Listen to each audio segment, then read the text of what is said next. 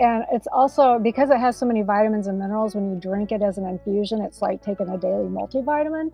Hello, and welcome to the Herbs with Rosalee podcast, a show exploring how herbs heal as medicine, as food, and through nature connection. I'm your host, Rosalee de la Forêt. I created this YouTube channel to share trusted herbal wisdom so that you can get the best results when relying on herbs for your health. I love offering up practical knowledge to help you dive deeper into the world of medicinal plants and seasonal living. Each episode of the Herbs with Rosalee podcast is shared on YouTube as well as your favorite podcast app. Transcripts and recipes for each episode can be found at herbswithrosaleepodcast.com or through the link in the video description. Also in the video description, you'll find other helpful resources. For example, to get my best herbal tips, as well as fun bonuses, be sure to sign up for my weekly herbal newsletter. Okay, grab your cup of tea and let's dive in. Herbalists love to love nettles, myself included, and even though I have immersed myself in nettle love for many years, I learned some new things in this interview with Kristine.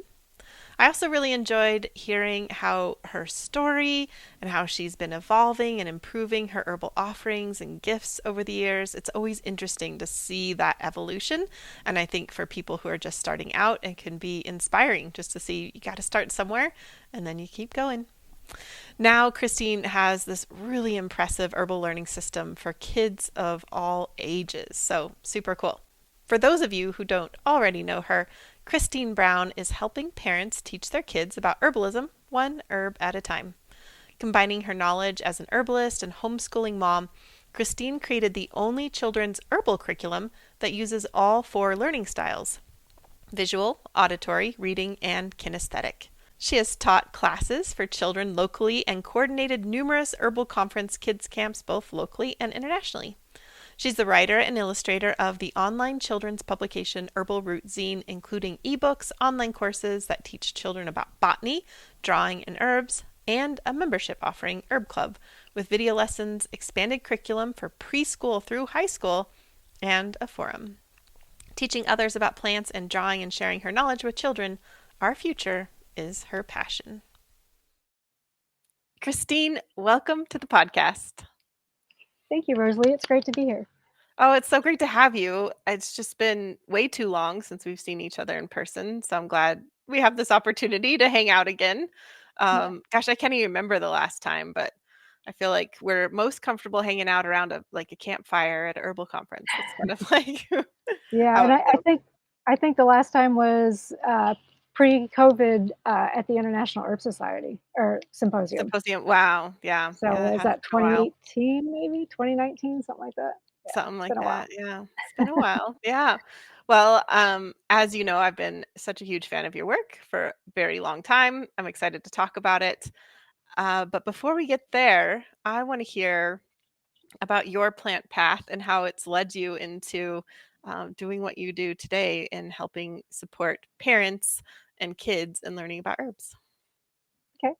So, yeah, so I guess my herbal journey really started as a kid. I was always interested in like the wild plants around me, and that was probably sparked by my paternal grandmother who lived, through the Depression era, and she would often tell me about the wild plants that they would cook for meals and things like that. So that got me curious, and I would drag my friends to the woods and build campfires and cook them onion soup and horrible things. Like I'm surprised they were still my friends after that, but.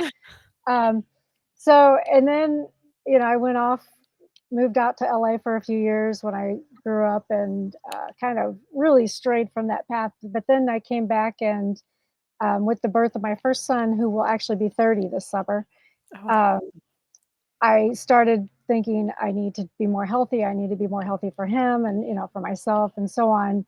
And just started learning about herbalism very briefly. I think echinacea was actually my gateway herb Hmm. that brought me into the realm. That was the only thing you could really find commercially, locally at the time. Was They were like these echinacea.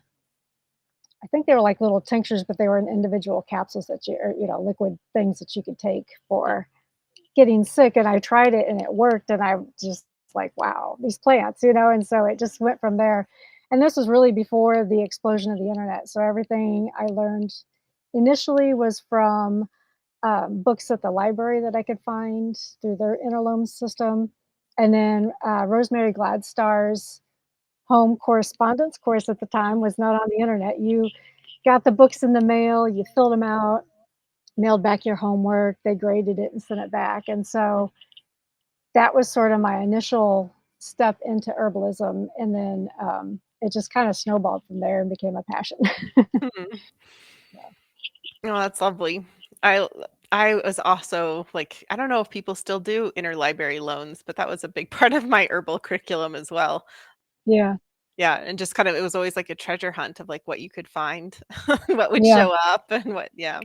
Doing those little keywords and seeing what the dinosaur computers back then would pull up for you. Mhm, mhm. Yeah, Yeah, and there were so few books back then too, I mean, compared yeah, to today.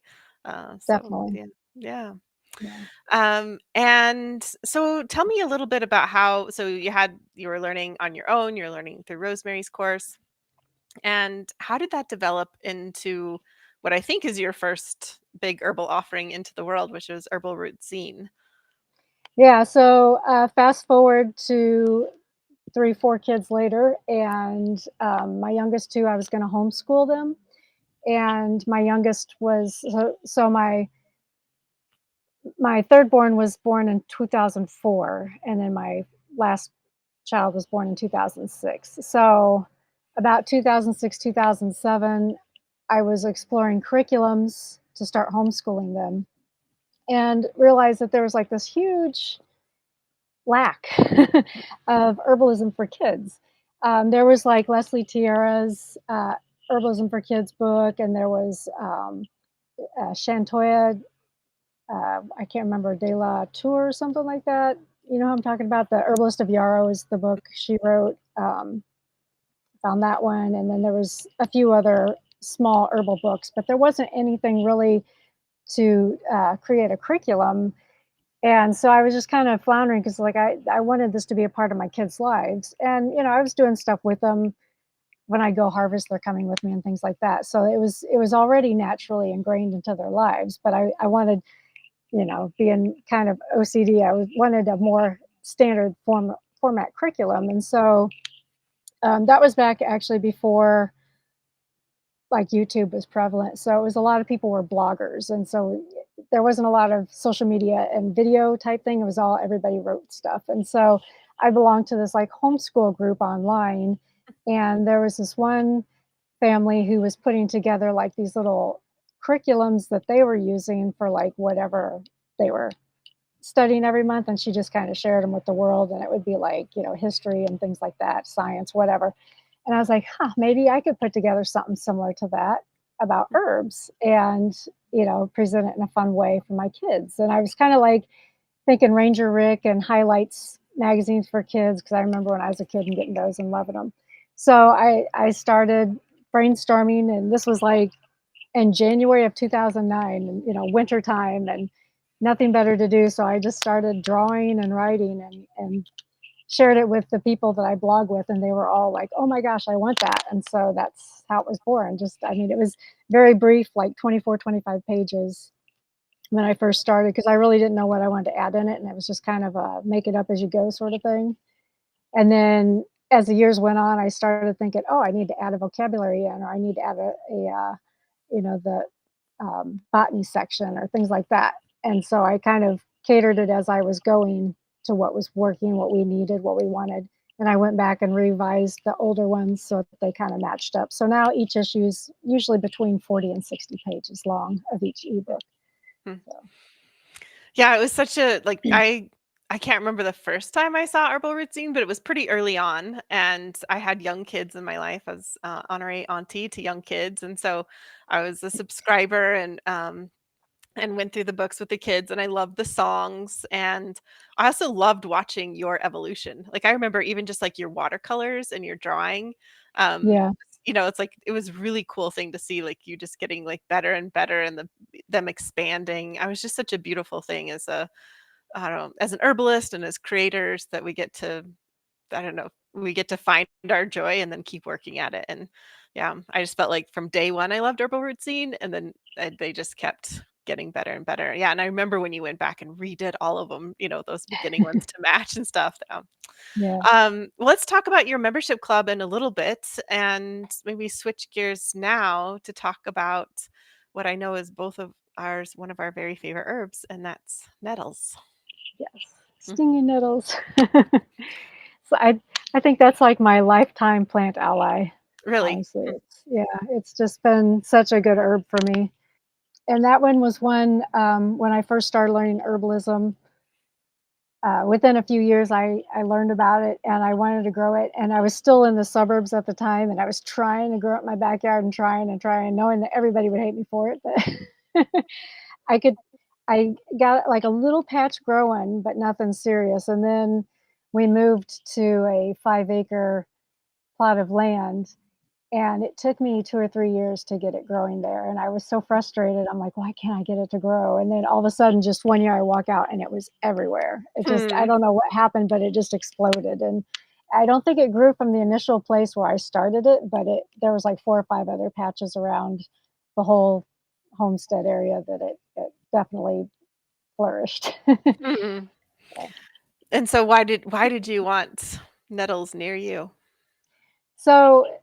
when growing up, I was allergic to, like, I had hay fever and things like that, and so I was always miserable in the summertime with all my allergies and sneezing, itchy eyes, runny nose, just on and on. And by taking the nettles infusion and learning to drink that several times a week, I pretty much eliminated all my issues with any allergens, whether it be from sometimes my cats would make me itchy eyed, or, any of the environmental things out there.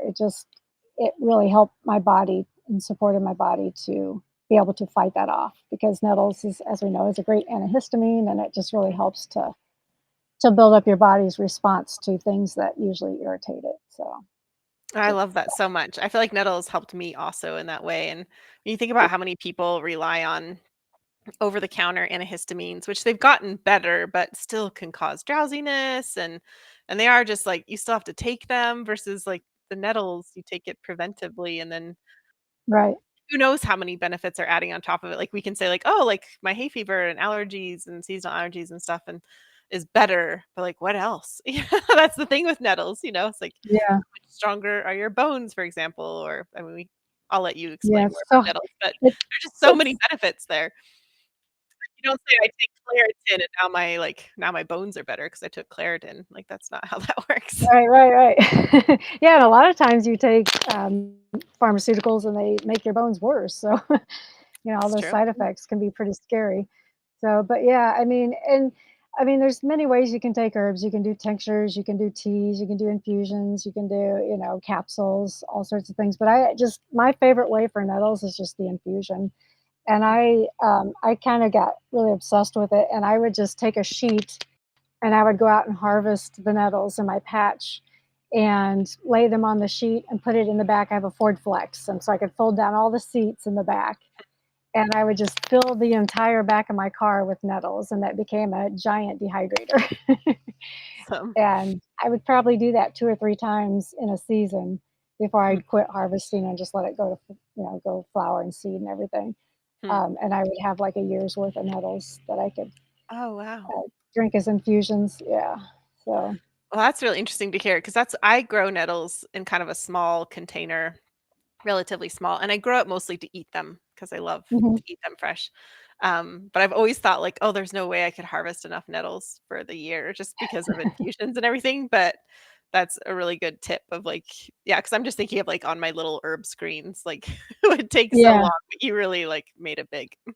Yeah, I just like I said, I'd fill up the whole back, and, before that, I had a minivan. I did it in the back of the minivan. Before that, I had a, Kia Sportage that had died, so it became the car dehydrator because it wasn't being used anyway. So I put down all those seats, and you just kinda crack the windows a little bit to let the air out and keep it in Mm. the shade, and it works great. I go in there and fluff them every day or so, make sure they're not getting moldy or anything.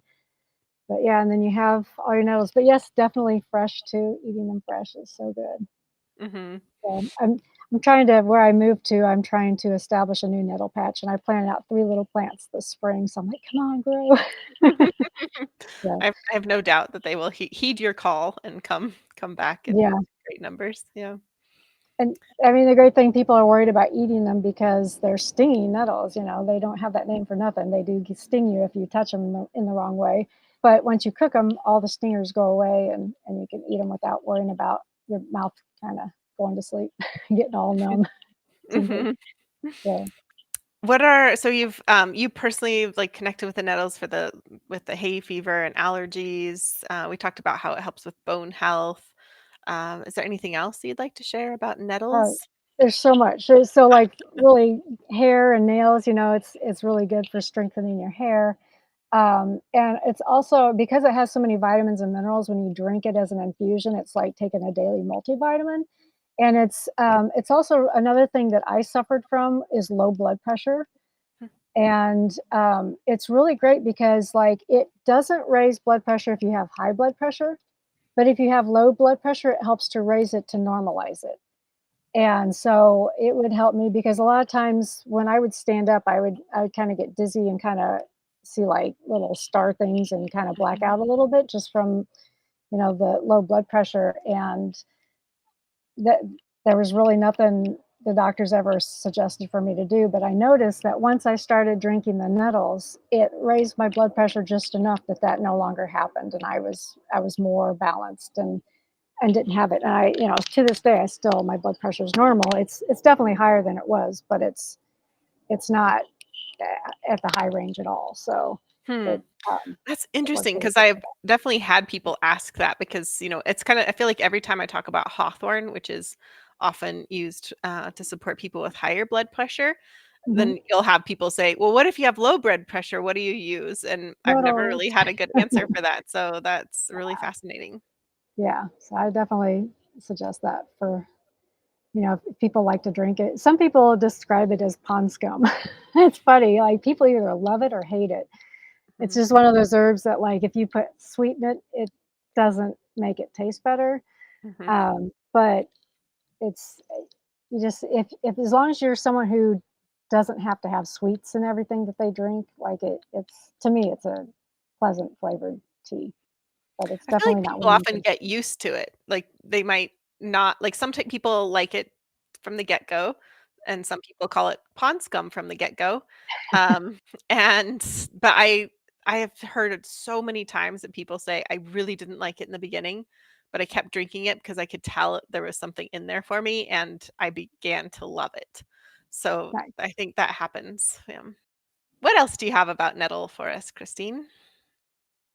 So everything I've been discussing now is basically just using the leaf, Mhm, but the roots and the seeds are actually really good too. And so like the seeds are very energizing, and some people take the seeds for helping to boost their energy. You can like sprinkle it on food or make a tincture out of it.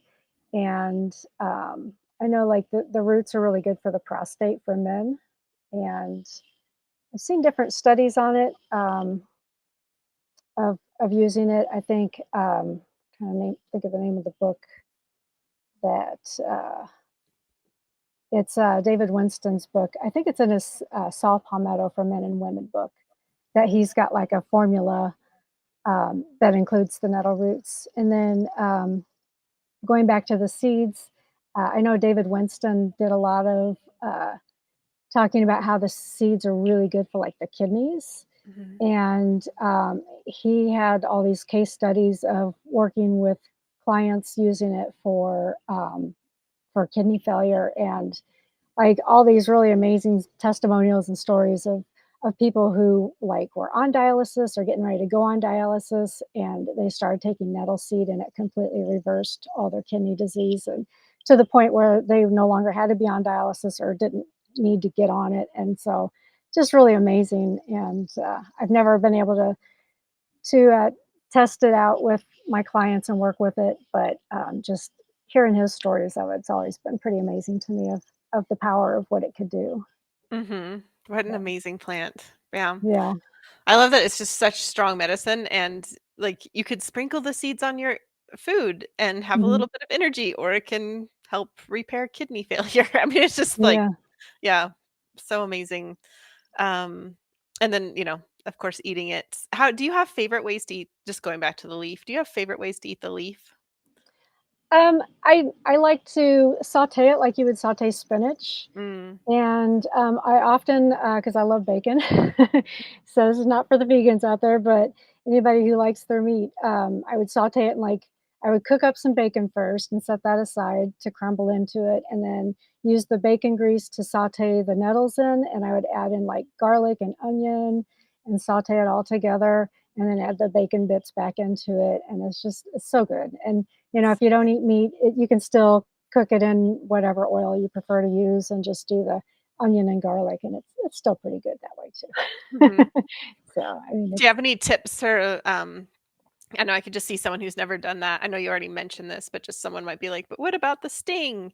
Like, have you yeah. ever been stung by sautéed nettle, for example? Not once it's cooked, no, but and I'm one of those weird people who I don't mind the sting, Mm. and I don't harvest it with gloves, although many people Oh, wow. do. But I also will say that the nettles here probably stings a lot less than the nettles out in the Pacific Northwest because I have been introduced to nettles in Montana, and I wasn't coming near those without gloves. Oh, They interesting. they looked very terrifying, so I didn't test out the theory of how that sting differed from ours, but it looked like it might be a little more menacing. But if you're looking at the nettles, plant growing, the hairs are directional, so if you're careful when you're harvesting, you can if you brush the hairs in the direction they go, it will kind of keep the hairs in the right direction and you won't get stung as much. You might still get a few mild stings, but if you don't have gloves and you just want to harvest them quick, and then using clippers instead of trying to break it off with your hands, that way it cuts quickly instead of pulling on it, and stinging yourself that way. But a lot of people do wear gloves, and there's no shame in that if you know, because if you're not used to it, it can be pretty off-putting. I mean, it's not like major pain, at least mine here, it feels like if you ever had, like, your foot or your hand go to sleep and it gets all numb and tingly, that's kinda what it reminds me of. Mhm. And if you keep stinging, you're gonna turn red and kinda swell up and get if you keep doing it over and over, sometimes you get blistered. But that's another medicine for nettles that, for, like, arthritis, it helps to that sting can actually help to heal the arthritis, and I used to have in my fingers when I was younger, I had arthritis, and I would just brush up against the nettles every time it was bothering me, and it eventually got to the point that I no longer had to use them. So, Oh, cool. but that's another medicinal use. I mean, there's so many, it's, like, hard to remember them all. Mhm. But but yeah, so definitely, like, wear your gloves when you harvest them, and then, I use, like, an ulu knife, which is kind of like a curved knife to chop, chop, chop, and so you can usually kinda chop them up, and then once you throw them in this pot and kinda saute or steam 'em, um, all that all the nettles sting goes away, and so then you don't have to worry about it anymore. Lovely. Mm. Any tips for, like, when to harvest nettles? The leaves are best harvested in the spring before they start to flower, and some people will say, "Well, you have to harvest them before they get knee high or they get too much of the acid built up, which causes the sting stuff that can, irritate your kidneys and stuff." I've never personally had a problem with that, and mine grow up so fast, so tall that there's no way, like, it'd be 2 weeks in March I'd get to harvest and then I'd have to be done. But Mhm. typically here, I'm harvesting they start coming up in March, and I'm harvesting through June, Oh, and I nice. found if I cut them back then I can usually get another flush out of them before I just let them go to seed, because then they'll start kinda going to seed, flowering, going to seed when they're littler. But, and then once they've flowered and gone to seed, if I cut them down, then we'll have another flush in the fall that we can harvest again and start eating again. So, So that's here in the generous. Midwest. Yeah. Yeah. My, farmer friends here, they planted a whole row of nettles because they also love them. And the nettles where I live don't grow abundantly in the wild, so it is nice to have your own patch. Mhm. And, they one year, they just mowed it down, when it was starting to get older, So in the summer, they just mowed it down and they just got a whole new flush. And it Yeah, really seems to actually like them being mowed specifically. So yeah, that was fun to just, yeah, keep getting more and more nettles. yeah. So, I mean, and there are some patches that sometimes I'll even just I will kinda cut them down all the way back so that they'll regrow all year round. You know, when I had so much that I could just let some do what it wanted to, and then Mhm. some other I could cut so that I could eat it all year round or all growing season, so, Hmm. yeah. I really like to push it and extend it as far as I could. Yeah. Yeah, I love that they're one of the first greens to show up too. Like in my garden, they're ready to eat well Mhm. before anything that I'm like the radishes or the peas or they are the earliest ones to come up. And so Yeah. I love that they just come up so freely, so generously. And um I like to blanch them and freeze them so that I can enjoy them a bit in the winter time too. I've Make a never little tried that. soup or Yeah. something. Yeah. Nice, yeah. We Yeah, ours the don't come up in March, like, ours don't come up until, like, more, late April, May, and yeah. so I love having stinging nettle for St. Patrick's Day in March, and so I'll save Mhm. them so I can make nettle soup for St. Patrick's Nice. Day. Yeah. Yeah. I've often done, like, when I've had the dried nettles, I'll throw those into soups or Mhm. casseroles, or when I'm making bone broth or whatever, I'll add that in for the nutrition. But I've never tried, like you said, to just blanch and freeze them and then have them like that. Yeah, Yeah, yeah, it's yummy. something I'll have to try. Christine, I think you might get a kick out of this. I was just in France and, when we were visiting with Xavier's mom, she lives in the Alps, she was showing me her spice cabinet. And she had a little spice jar of nettles, and it was just, like, this big, there's, like, not even an ounce of nettles in there. I mean, just, like, the tiniest amount of nettles. It would be, like, a quarter of an infusion's worth of nettles. That's And I was hilarious. like yeah, and I was like, "What do you do with this?" And she's like, "You sprinkle it on food." And I was just like, "Interesting," 'cause the nutritional content of, like I mean, you get phytonutrients for sure, but when we're talking about, like, all that calcium and, Right, magnesium and all these, like, minerals and nutrients in there, you would be getting very little if you were sprinkling it on. And it's not like it has yeah. a strong aroma, like, it's not like rosemary or thyme where you wanna Right, sprinkle it's on not a gonna little add bit in more much flavor neither, flavor. yeah. Yeah. But I was thinking, Yeah, like, somebody's making a lot of money selling, like, just, this little jar of nettles for however, €5 or whatever, so yeah, that's I thought hilarious. yeah, I thought that was quite funny. I'd And be then like, "Oh, that's meanwhile cute." yeah, Meanwhile, that's I what got my, 2-gallon jars. exactly. Yeah, I took a photo and she was like, "Do you want it?" And I was like, "No, you keep it. You use it." And then I walked around a lot, when we were visiting her, and there was nettles just growing everywhere, and so, Yeah, yeah, lots of nettles around. But, nice. however anybody wants to enjoy their nettles, go for it, but Yeah, I think Christine and I are gonna recommend the higher amounts. yeah, definitely. Yeah. Well, so stinging nettle, we've talked about so many benefits, the hay fever, the bones, the arthritis, thereby inflammation, talked about the roots and the seeds.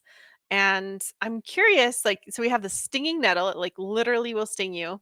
And you're like, let's teach kids about it.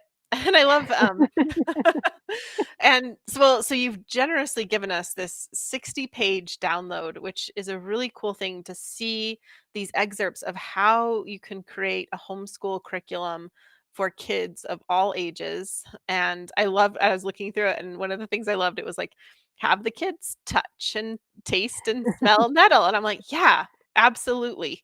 Like, we should all be doing this. Kids alike. Because as you said, it's not like it's the most horrible thing in the world, but it's getting to know the world around us and understanding what that Right. is. But will you talk Exploring a little bit boundaries. about this? Yeah, exploring boundaries. Nice, nice.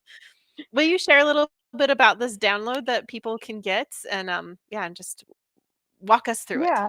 Yeah, definitely. So the download is actually, so I mentioned earlier the ebooks, and that's something different than what you're talking about, what I'm sharing.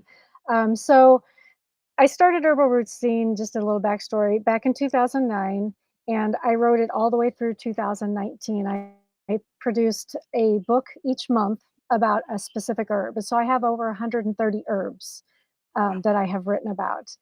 And I love doing that. But after 10 years of solid cranking out materials every month, because I write songs and stories and poems and recipes and crafts, it's very intense. And I needed a break. My brain was kind of hitting burnout, and I needed to take a step back. So I retired from doing that. I won't say permanently because I'm always like, oh, I'd love to write about that and that. So there are herbs that I still want to create more ebooks for. But what I wanted to do was because I had these ebooks out there um, that's geared towards homeschooling families. I was finding when I talked to people, a lot of people loved them and could jump in and just take what they needed and go, but other people needed a little more guidance. And so the idea of Herb Club was born. And what Herb Club is a membership, and it's a monthly membership. You can pay monthly or yearly, or I have a lifetime option as well. And I have video lessons on there.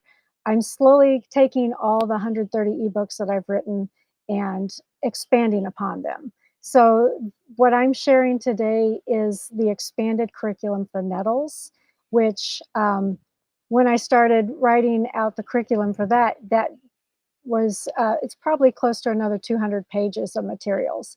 Wow. And what I did with that was I teased out everything and I broke it down to four sections. And so I have a curriculum for preschool and kindergartners, one for first through fourth graders, one through fifth through eighth, and then one 9 through 12. And so it gives parents a month long guide if they want to incorporate herbalism into their learning and they don't know where to start. I break it down week by week. And I say, week one, you're going to do this, week two, week three, week four. And I tease out the information so they get a copy of the ebook and then they get these expanded curriculums, which I created more like worksheets and just little learning tools, flashcards, things like that, that they could add into it. And so the 60 pages is basically, I just took out little bits out of each uh, section of curriculum, each level, just to kind of give parents an idea of what is offered for each age group so they can kind of see firsthand how it is. And that's just kind of like the backbones of the membership. And then there's also I have for each herb that I've created so far, I have about an hour worth of video learning on top of it, or they can sit down and watch the whole video all the way through in 1 hour, and it breaks it into segments of identification, botany, how to draw the plant, the food and medicinal aspects of the plant, how to make a craft or a recipe, the story time. So it just really expands it even further.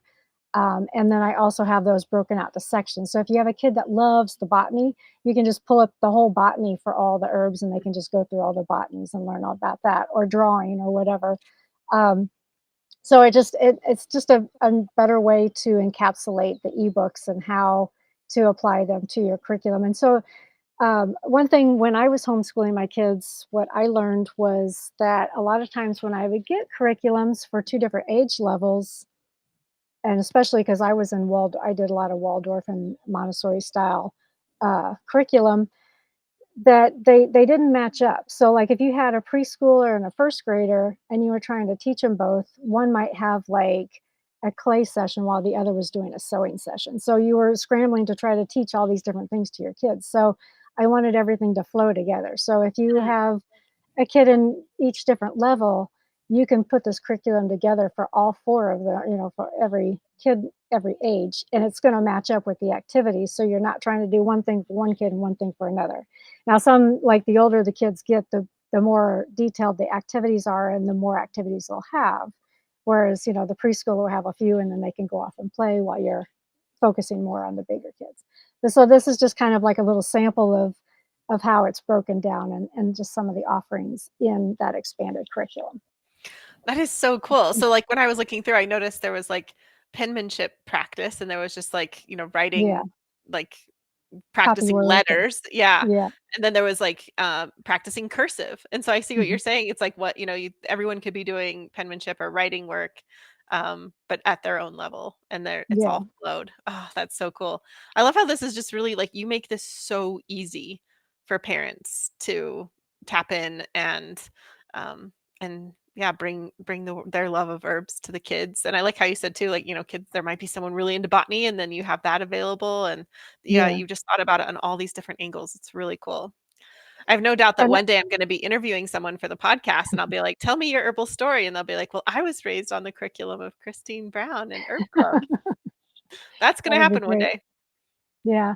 And I also like to stress to parents, like, by no means should you think you have to follow every single thing in these curriculum. It's like, Mm, take what works and leave the rest. Like, no matter how much or little you offer to your kids, they're going to absorb it and it's going to come back and, it's a lifetime. And I've got a story about that.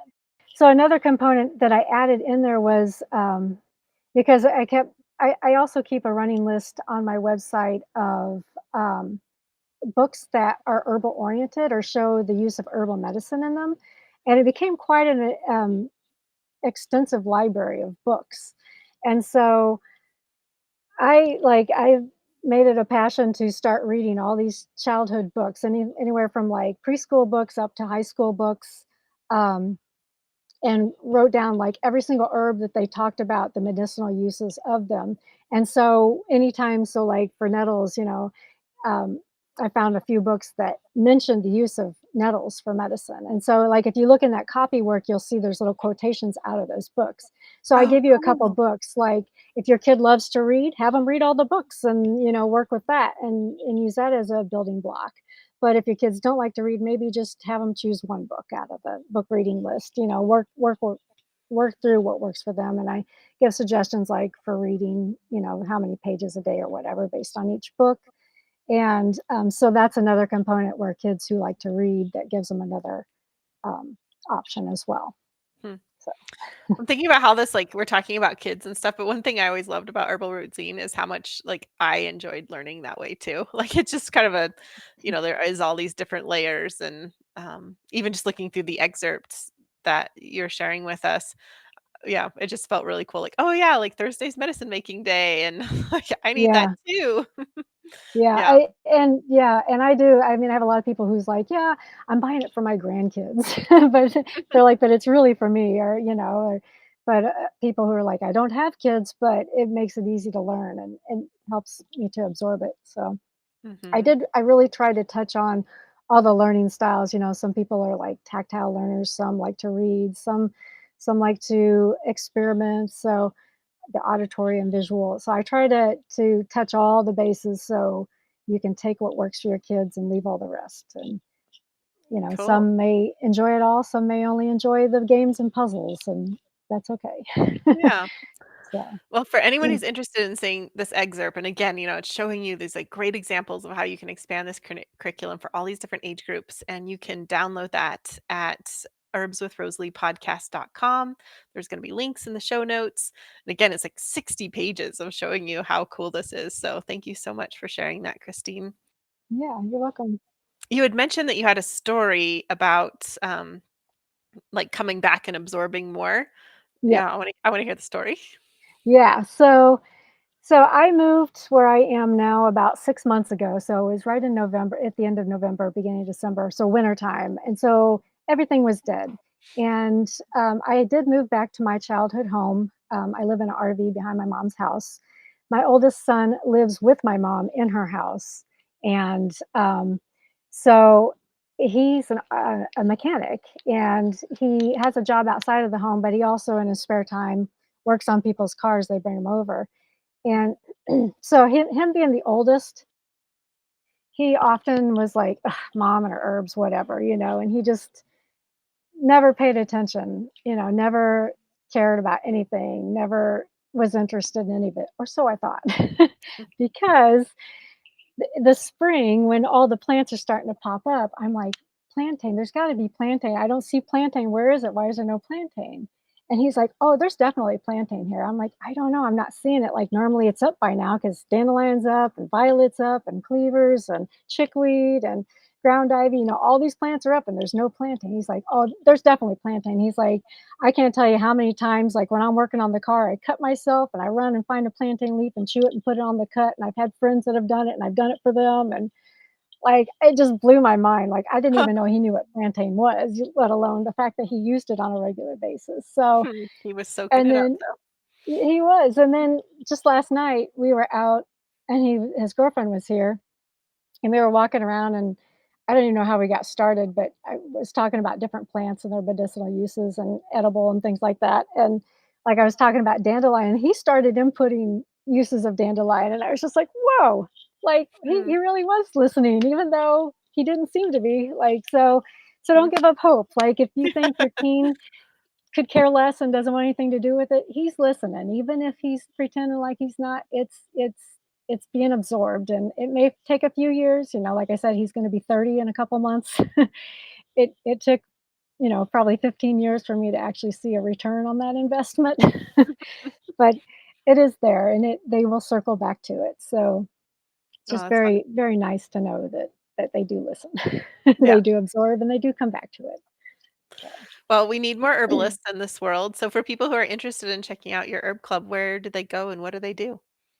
It's at herbalrootszine.com, and I have several options there. I have the ebooks if you're just interested in getting those for just like down for standalone study. I have a couple of courses on there that are kind of like new to herbs that are just like a year-long course. And then I have Herb Club, and you can join, and that's a monthly membership, like I said. And so just for a couple dollars more than to purchase one ebook, you can get all the lessons that are in there for $10 a month. And so it's a great deal, and you can choose what you want to use out of it. And then I had to take a hiatus of working on it for a year because of life circumstances, but now I'm back to it, and I'm starting to get back into creating more videos and curriculum, and so I can get some more lessons uploaded. So my goal is to eventually get all 131, I think, books that I have written, get Awesome. those a corresponding lesson for the herbs as well. So lots to learn, and continually adding them there too as well. Awesome, Christine. Oh, so cool. Thank Well, you. before I let you go, I would love to ask you one last question. And the question I have for you is what's in your herbal first aid kit? Yeah. So, and this one's interesting because when you have kids, it seems like it's a lot different than now that I'm headed towards menopause, and I'm alone with my 3 cats, and so but, it's funny because even though some things have shifted, I started thinking about this, and, a lot of things stay the same because, like, Mm. there's still those basics. So, I've kinda made a short list here that I'll go through. So, um, the 2 top ones are, like, chamomile and calendula, and, chamomile, like, just even chamomile tea bags, if you don't grow your own chamomile, is great because you can use those tea bags and put them on your eyes, so they're great for all sorts of eye issues. You can use it for upset stomachs, and it's a great for a skin wash.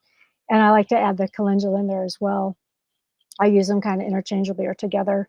I had a really bad case of conjunctivitis. I was a school bus driver, and picked it up from one of the kids on my bus, and it hit me big time. So I got through it with my chamomile and calendula eye Mm. washes, and um, so that's definitely always in there. And then, for cuts and, things like that, I use pine salve. I just have, like, just a basic, and I don't even think I've made it into a traditional salve. I just melted the pine sap into, tallow, and Mm. then so it just kinda naturally hardens and becomes this nice goopy ointment that you can use to apply to your cuts and wounds and things. Nice. Um, and then I use a lavender spray for, like, poison ivy. I used to have jewelweed that I would use all the time, but I don't have it around here, so I just find, like, even using, like, a lavender and, like, a even, like, a lavender tincture in a spray bottle and just spray that on the poison ivy. It stops the itch and helps to dry it up and clear it up pretty Oh, fast. cool. Cool. Yeah. I haven't heard of that for lavender before. I tried it on a whim because I was itching and desperate and didn't have anything else, and so I just grabbed it and tried it, and it worked great, so. Awesome. And then for, like, sore throats, I have an echinacea, throat spray that I make that's got, like, echinacea, propolis, I think licorice and honey, and Mm. then, just, and, 2 more. I have an antiviral blend, so anytime I feel like I'm starting to get sick, it's a combination of 2 parts of elder leaf, Hmm. 1 part of sweet anise, and 1 part of sweet gumball, and, Wow. that's been, like, my ever since COVID, that's been my herbal go-to for antiviral anything. Wow. And it That's an it just, interesting like that. combination that you don't hear about. Yeah, thanks for sharing that. Yeah. And then my final thing is aloe vera, like aloe Hmm. vera gel for sunburns and skin issue, just any kind of chaff burn. So, Awesome. Wow, that's an awesome herbal fish to get. Thank you so much for sharing that with us. yeah. And thank you for sharing your love of nettles yeah, and thank you for helping raise so many herbal kids out there because yeah, we need more herbalists. And I truly think that there's going to be a day when we're going to start meeting people grown up, who are that they had their basis in herbs through your wonderful teaching. So thank you for that as well. Well, thank you. I Yeah. really appreciate you having me on the show. It's been really nice. Yeah. Absolute pleasure, Christine. As always, thanks for being here. Don't forget to head over to the show notes at herbswithrosaleepodcast.com to download your excerpt of lessons from Kristine. These are really cool. You can also get a transcript of the show. While you're there, you'll also be able to sign up for my weekly newsletter, which is the best way to stay in touch with me and the podcast. You can find more of Kristine's work at herbalrootszine.com. If you'd like more herbal episodes to head your way, then one of the best ways to support this podcast is by subscribing on YouTube or your favorite podcast app. I deeply believe that this world needs more herbalists and plant-centered folks, and I'm so glad that you're here as part of this herbal community. Also, a big round of thanks to the people all over the world who make this podcast happen week to week. Nicole Paul is the project manager who oversees the whole operation from guest outreach to writing show notes to actually uploading each episode and so many other things I don't even know. She really holds this whole thing together. Francesca is our fabulous video and audio editor. She not only makes listening more pleasant, she also adds beauty to the YouTube videos with plant images and video overlays. Tatiana Rusikova is the botanical illustrator who creates gorgeous plant and recipe illustrations for us. I love them. I know that you do too. Christy edits the recipe cards, and then Jenny creates them as well as the thumbnail images for YouTube. Michelle is the tech wizard behind the scenes, and Karen is our student services coordinator and customer support. For those of you who like to read along, Jennifer is who creates the transcripts each week. Xavier, my handsome French husband, is the cameraman and website IT guy. It takes an herbal village to make it all happen, including you. One of my favorite things about this podcast is hearing from you. I read every comment that comes in, and I'm excited to hear your herbal thoughts on nettles. All right, you've lasted to the very end of the show, which means you get a gold star and this herbal tidbit. Well, for your herbal tidbit, I thought it would be fun to share a poem from Kristine about nettles. This is titled Lessons from Nettles. I sit by the nettle's patch, pondering his sting, when a message came to me, loud and clear. What you love, do hold near, regardless of the pain it may bring.